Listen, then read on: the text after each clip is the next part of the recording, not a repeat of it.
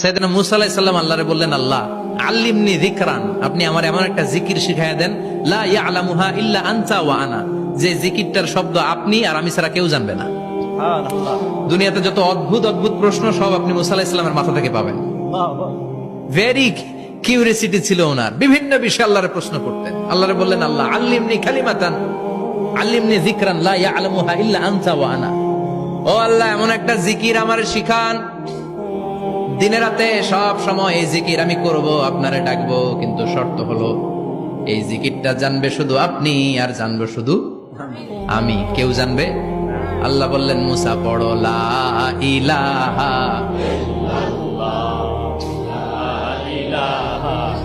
লা ইলাহা ইল্লাল্লাহু মুহাম্মাদুর রাসূলুল্লাহ সাল্লাল্লাহু।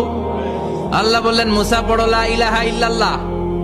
মুসা আলাইহিস সালাম কয়, মাবুদ এটা তো জাতীয় জিকির, সবাই জানে। জানেন জানে না লা ইলাহা ইল্লাল্লাহ এমন কেউ আছে? কথা কন, জানেন না আপনারা? কথা বলেন, জানেন না? মুসা আলাইহিস সালাম বললেন, আল্লাহ এটা জাতীয় জিকির কইলেন কেন? আমি তো চাইছি এক্সট্রা অর্ডিনারি, অসাধারণ একটা জিকির, সুপার ক্যালিফ্রাজিলিস্টিক এক্সপিয়ালিডোসাস, এক্সেলেন্ট একটা জিকির, আনপ্যারালাল, কারো কাছে নাই, শুধু আমি জানবো আর আমি পড়বো।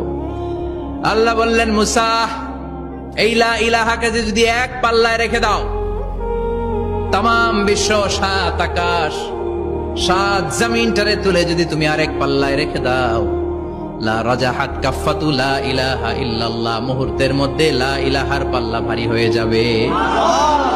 ও মুসা, তুমি যতই এক্সক্লুসিভ জিকির চাও, লা ইলাহার চেয়ে দামি জিকির আমার কাছে নাই। চিৎকার করে পড়তে হবে আল্লাহু আকবার।